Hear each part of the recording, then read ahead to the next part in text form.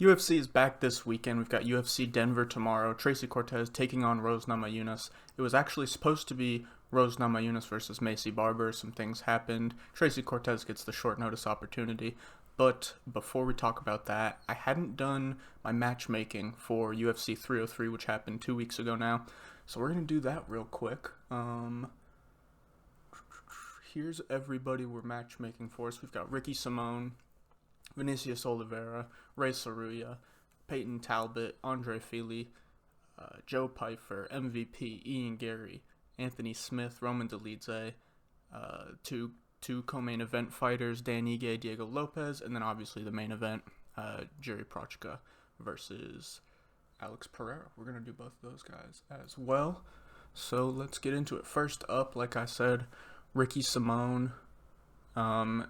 He took that loss. He fought Vinicius Oliveira, who was only in his second UFC fight. I already did a whole recap, so I'm not going to talk too much about the fights that took place. If you want to see the recap, go check that out. It was the video right before this. But coming off a unanimous decision loss now to Vinicius Oliveira, that's 3 in a row now.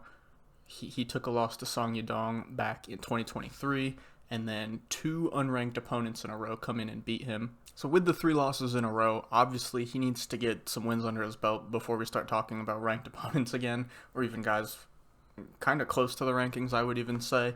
So I want to see him get 2-3 wins under his belt before we start talking about rankings again. A guy who's, I won't say on his way up, but definitely an MMA veteran. Victor Henry there. Pull that up. He's coming off of a win, a round 3 TKO against Rani Yahya. Before that, a no contest versus Javid Bashra, which was unfortunate. We didn't get to see that fight play out. We're only in the second round. Nothing really happened. And then before that, a win versus Tony Gravely. Loss versus Sun Sao, which was a tough fight in your second UFC fight. And then his debut, he beat Raoni Barcelos. So, decent little record, only losing 1 fight so far, 3-1-1 with the no contest, like I said. This is a good spot, I think, for both guys. Ricky Simone looking to bounce back, try and get some wins back under his belt after this 3-fight losing streak. I think if you can do it versus a tough vet like Victor Henry, that's a good start to a little win streak, especially a guy who only has 1 loss in the UFC. And at the time, it was definitely towards the end of his career at Sun Sao, but a good fighter. And then Victor Henry, like I said, 3-1-1 in the UFC. He's still looking to as a vet, as a MMA vet, push himself up, try and go for that run. Ricky Simone would be a huge win for him at this stage in his career, especially not getting to complete that Javid Bashra fight, and Rani Yahya being his last opponent. It is what it is.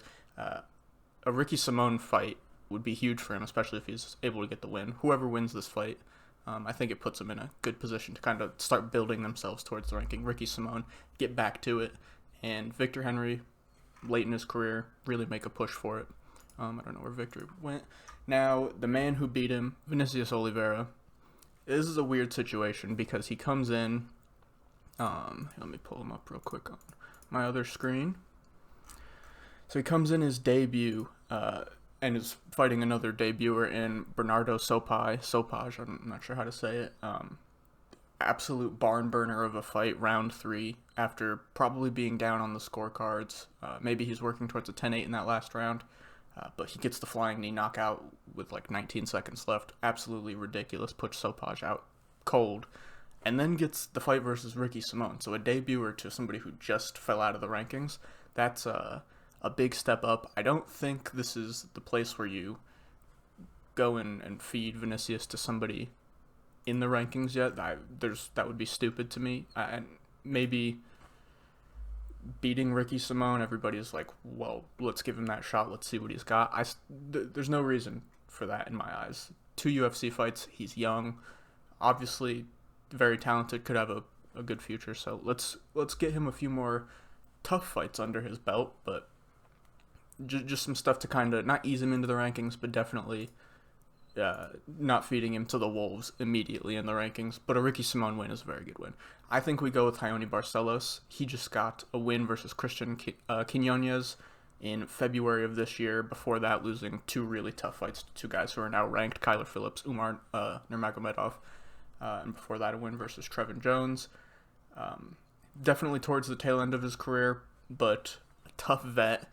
He's good everywhere in MMA. I think this would be just kind of maybe not even a step up as a fighter from Ricky Simón, but just kind of giving him that experience of guys who have been in the UFC, tough fighters. Raoni Barcelos is no walk in the park.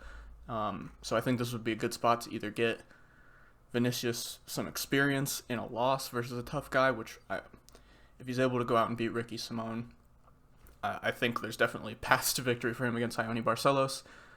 But it's still a tough fight regardless for him, and 2 fights into the UFC, like I said, no reason to rush him into the rankings. Let's get him tough guys who are outside the rankings, prepare him for the rankings, and not feed him to the wolves immediately. And next up, the next fight was Ray Saruya. He got the victory over Carlos Hernandez.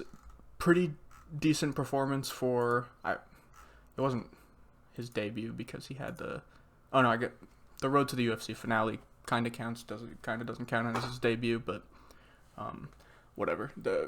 Technically his debut versus Carlos Hernandez, and you can definitely see there are some holes in his game. He's 22 years old, so it's not anything to shout fraud at yet, like some people are on Twitter, which is insane to me, but he's obviously got holes in his striking, and the gas tank, I won't say he like death gasses, but he definitely slows down, and that could cause problems for him if he's not able to get takedowns late, versus somebody who can knock you out. Carlos Hernandez wasn't as dangerous of an opponent as you could have, but I think there's no again, he's got 1 or 2 UFC wins, however you want to count the road to the UFC finale, but this is just about building him. A guy who has had maybe not the easiest run in the UFC so far, but is well-rounded. I think it would definitely be a step down in competition for him. Or maybe not even a step down in experience for sure. But I think we go Jake Hadley.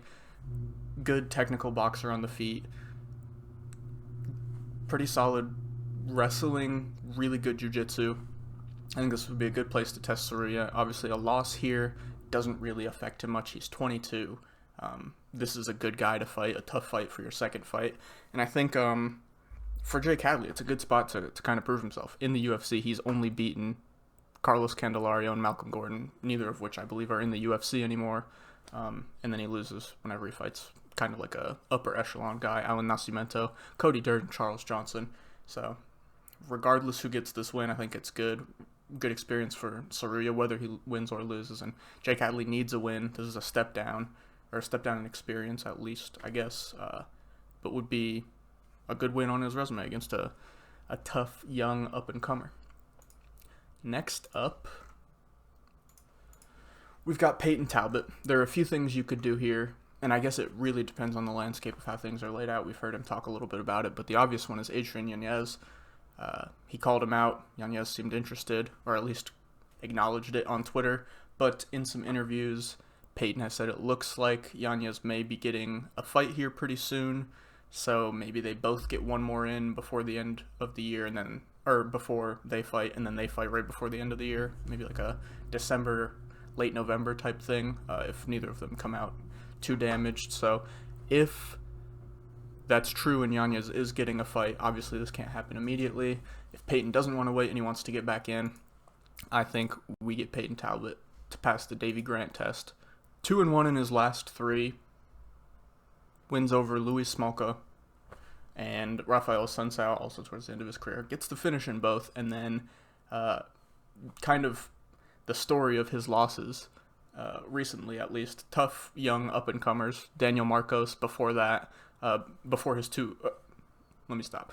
Daniel Marcos was his most recent fight after those 2 wins. He gets the split decision loss. A lot of people actually think he should have won, but it is what it is. He doesn't get the nod. Before his 2 wins, Adrian Yanez, Marlon Vera, tough up-and-comers at the time. And so those are really his only losses recently, at least. And he even has a knockout win against Jonathan Martinez, who at the time, young, tough, up-and-coming kid. So this is kind of his story when he loses, but it's where he's at in his career. Lost his last fight. Feels like all the young kids need to pass, in the bantamweight division at least, need to pass the Davy Grant test. He's good everywhere. It'll definitely give Peyton Talbot tests. tougher than some of the guys. Peyton Talbot has fought more durable, to say at least. He's been finished, but also tough. We've seen him take shots and give some shots too, so I think it would give Peyton Talbot a lot of different looks that he hasn't seen yet. Tough, crafty vet. I think this would be a good fight to get in before Yanez, if they can't get the Yanez one in right away. Next up, Andre Fili. This is a weird one because he's kind of just gone back and forth recently. Yeah, we're win-loss, win-loss, win-loss. I guess that's a grappling. Yeah, still win-loss in his last fight, or in his last 5 fights. Most recently, the split decision win versus Cub Swanson. In the moment, I said this in the recap of the review of the card, whatever you want to call it. I said I thought in the moment Cub Swanson won. I haven't watched it back, and I thought the fight was close, so it's not something I don't think you can go and scream robbery about unless I watch it again and decide otherwise. But as of now, that's my opinion. Before that, I lost to Dan Ige, win over Lucas Almeida, lost to Nathaniel Wood, win over Bill Algeo. Before we get another ranked shot versus Dan Ige or somebody like Dan Ige, that type of fight, I want to see him stack a couple wins. A win against Cub Swanson is pretty solid, but still want to see him get a couple in a row. And I think a guy who would be a really fun fight and a tough guy also looking to kind of take that step up and move towards the rankings, Melquizael Costa. This would be a banger. Melquizael also kind of doing the same thing so far in his UFC career. Win-loss, win-loss. He only has 4 UFC fights, but losses to Thiago Moises, Steve Garcia, wins over Austin Lingo and Shailan Nurdenbecka. So kind of, I'd say Steve Garcia is a level above the 2 guys he's fought. When he takes that step up, I guess, I wouldn't call Steve Garcia the upper echelon of fighters, but when he takes a step up above the Shailan Nurdenbeckas and the Austin Lingos, he has struggled. Andre Fili is definitely a fight where Melquizael Costa could struggle, but it's also a fight where he could prove himself, finally get a win streak started in the UFC. As like I said, he's gone win-loss, win, or loss-win, loss-win. And if Andre Fili does get it done, 2 wins in a row, maybe 1 more after that, and we're looking back towards the rankings. So I think a win puts both guys in a good spot, and this would be a sick fight, a banger for sure. Next up, we've got Joe Pyfer. This one is nice and simple. A little bit of a shameless call-out after seeing what Paul Craig has gone through recently, but I'm here for it. Who cares?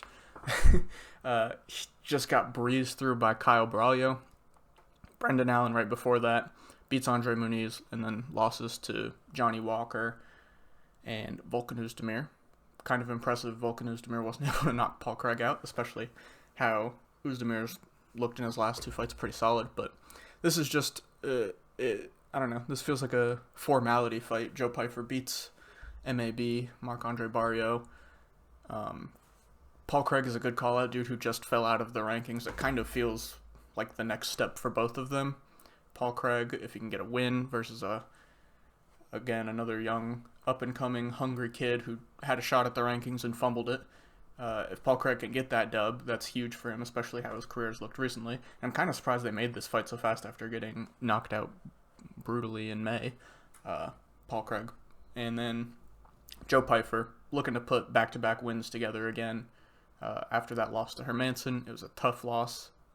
Not like he lost brutally or anything, but I don't think he expected it, and I think that was like a shock for him. So going away, get some wins under your belt, get back to the rankings. Like I said, the outcome feels quite easy to predict here with how both of them have looked recently, but like I said, it feels like a formality fight that probably needs to happen. Next up, MVP.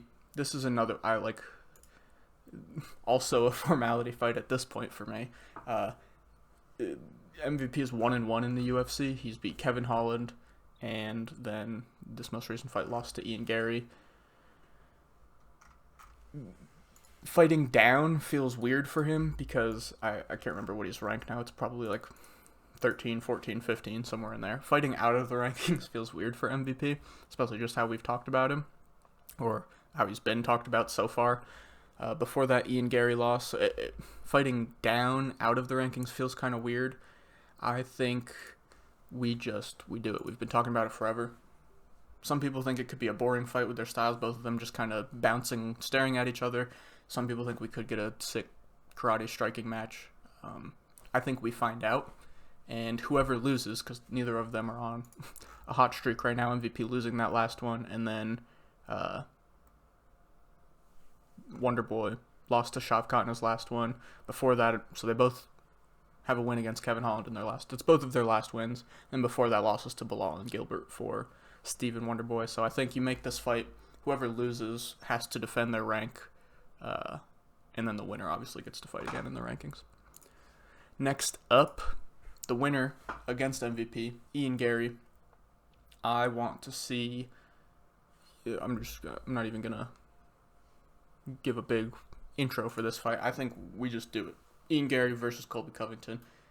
I know Ian Gary says he's past this now. Colby Covington didn't want it. Now he's calling Ian Gary out after a couple wins. I think you make this fight happen because a win against MVP, it was a good win. MVP is always going to be a tough striker to deal with, but the grappling is always going to be there. And if you're a guy that can grapple, like Ian Gary was able to do in that fight, the path to victory is definitely there for you.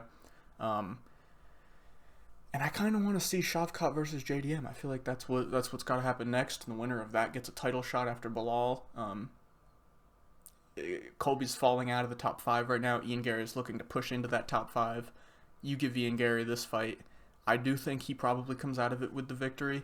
Then he gets a true like top 5 guy that's in the title contentions, in the talks. Maybe just lost a contender fight, or just lost. Maybe he fights the loser of Bilal Leon after that. I don't know. There's a few options. But I think you go with Colby Covington. I think that perfectly sets him up. I think that perfectly sets up Ian Gary for his next fight in the division, being a huge fight, maybe a title eliminator. And then we can finally say goodbye to Colby. Anthony Smith, next up. He has had it rough recently. He took this fight on short notice against a guy coming up a weight class who isn't a great striker at all. Anthony Smith should have had a huge advantage. This one also feels pretty straightforward. Let's get Dom Reyes in there, get him another victory. I do think this is a very, very winnable fight here. Decent wrestling background. I think he'll be able to keep it off the ground. Obviously, Anthony Smith has the jiu-jitsu. And then on the feet, I just think at this point in both of their careers, Dominic Reyes is the more dangerous striker. Obviously, they've both been knocked out a few times recently. Anthony Smith to Ankalaev and Roundtree, and then we all know what happened to Dom Reyes. That 3-fight streak was really rough, but he's back now with a finish. I think we give him another opportunity for a finish. This would be a huge win for Dominic Reyes if he was able to get. This is more, for me, at least a setup fight for Dominic Reyes, where I still think he can get wins up in this division, or at least have the potential to. Anthony Smith, I think he's on his way out. Like I said, this is a setup fight for Dominic Reyes that I do think he could take advantage of. And then next up, Roman Dolidze. Kyle Bralia is the guy. Right below him in the rankings, Roman Dolidze was talking about how he's going to be ranked in both weight classes. I think this was kind of Dana White.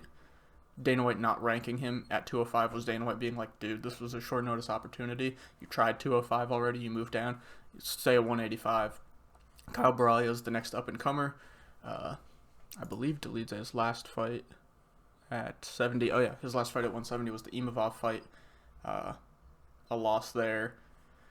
So he fights down at 185, a win at 205, where he's not ranked and probably not going to fight at 205 again, like immediately at least. That doesn't do anything for me. Short notice against Anthony Smith. It doesn't do much for me at the 185-pound division, so I do think that last loss to Imavov still rings most relevant in this division at least. So Kyle Bralia is the next comer up, just smoked Paul Craig. He's ranked now. I think we do this fight, and we could have some really fun grappling exchanges, or they could cancel out and we could have an interesting striking fight, to say the least. Next up, Dan Ige, an absolute gangster for doing what he did that weekend, along with Diego Lopez, both guys insane. My initial thought was Calvin Kattar at the Sphere, but Calvin Kattar on 3 losses in a row now, the most recent one coming to a bantamweight coming up. So Aljo wasn't even ranked at featherweight. Calvin Kattar's now got to fight versus Kyle Nelson. He's got to defend his rank at this point. So I think Calvin Kattar wins that fight. I will still watch tape as we get closer to it, but just off the top, that's what I'm thinking. So maybe if we don't see Dan Ige get his wish at the Sphere, he can't fight at the Sphere, or the matchup just doesn't get made for whatever reason. We see this later in the year after Kattar's able to get the win over Kyle Nelson, which I think is what would happen. If Dan Ige is still adamant on fighting at the Sphere and they can make it happen, we do Lerone Murphy. This would be a banger. Lerone Murphy just beat Edson Barbosa, gets into the rankings. It was a sick performance. To me, very impressive. Really proved a lot. Showed he has a big future. We all knew he was talented, but that was I said it during the recap. It was for me, it was a coming out performance for him. That was very impressive. And Dan Ige, what else could you say about him? The dude's a gangster. He'll fight anybody. Big opportunity at the Sphere. And I think this fight is sick. Whoever wins this fight has a huge fight next. And now we get to Diego Lopez. Also looking to fight on the Sphere. I think you can probably get both guys on the Sphere, to be honest. I think the Lerone Murphy matchup is very possible for Dan Ige. And with that, I think you do Brian Ortega. There are rumors, because this was the fight that was supposed to happen. We knew short notice it got made. Or there were rumors Ortega was talking about how he had a fight at 155 scheduled, so he was a little big, tough getting to weight. Stuff ends up happening. Dan Ige subs in. If Ortega is still on that plan, moving up to 155, and we can't do this, the next easiest option for me is Yair Rodriguez. Just lost to Brian Ortega most recently. Got submitted. He did. Obviously, he ate some ground and pound, and they were striking for a little bit, but he didn't. I don't remember or think he took bad injuries. I think we could make this happen. Mexican Independence Day. I think Yair would be about it. Diego Lopez obviously wants to fight at the Sphere with probably some of his teammates, Grasso obviously, and whichever of these two gets made, I think is a barn burner. Diego Lopez is going to be in a fun fight every single time he fights. And now the main event. These two feel pretty straight up for me. Obviously, the main event, or the Alex Pereira. There are some things you could do with that one, but I'll show you which way I'm going. I'll just get straight to it with these two because this has been longer than I intended. But Jiri Prochazka, I think you go Jamal Hill. Both coming off of knockout losses to Alex Pereira. I believe both in the second. I think both in the second round. Hang on. I don't know why I'm sitting here trying to remember. I can look it up. No, okay. Jamal Hill was in the first round. I don't know why I thought. Oh, the first Jiri fight was also in the second round. Maybe that's what I was thinking. I don't know. But two knockout losses against Alex Pereira. I think both guys obviously want to get back into title contention. Jiri now losing twice. He's going to need a few fights. Jamal probably also needs a few fights under his belt. I think whoever wins this, if this is what's made, probably gets a pretty cool knockout. And then they fight the guy who's next up moving into the top 5 of light heavyweight, which could be someone like Carlos Olberg, which could be someone like Khalil Roundtree, which could be someone like I don't know. There are a few those type of guys. Fight that next guy moving up into the top 5. And if you get a win there, then you're back in title contention. But I think this is a good fight to kind of set one of these guys on the path to get back to winning ways. And I think, like I said, I think whoever wins this gets a pretty cool knockout. I tend to lean Jiri just because I think Jamal's will probably be able to knock out lower ranked guys for a decent majority of his career, but I think those upper echelon guys are going to be tough for him. We'll see, though. He could prove me wrong. Jiri obviously can be knocked out, and the defense is always questionable and fun to see with Jiri. But yeah, I think this is the one to make it. Sets up the winner really well for a contender fight, possibly. And then, I clicked my button and nothing happened. Alex Pereira, again, this one feels, I've probably said it like 4 times now, pretty straightforward to me. People are talking about Tom Aspinall at heavyweight, which I am all for. Tom Aspinall's got to fight. He still has to look forward towards unifying the belts after, if John Jones sticks around. There's a lot of things that still have to happen with that heavyweight division. Get Alex Pereira in there with Ankalaev. If he cleans out this division, then he definitely deserves it. Nobody can say anything. There won't be any questions. People won't you ask questions about why he still hasn't cleared out the division. I think we make this fight. If he's able to get this done, what can you say about the guy? And at this point, the wrestling obviously favors Ankalaev. But I just don't know if I could pick against Poatan right now. What he's done has been insane. And I've definitely made money on him and definitely lost money on him. With Jiri, I bet Jiri both times. But this is one where your brain says the wrestling should get it done. But just not going against Poatan at this point. If I see him lose, then we can reconsider. Right now, that's not happening. And Ankalaev's on Twitter talking about, I don't need to wrestle to beat you. I'm going to come out there and strike and knock you out. Good luck, brother. We will see. But yeah, I think these are the fights to make. Tomorrow, Namajunas, Cortez. We'll see. I may have a TikTok about just the main event later today. We'll see. But regardless, I will be back Sunday to recap this card. And then matchmaking, and the cycle continues. Peace.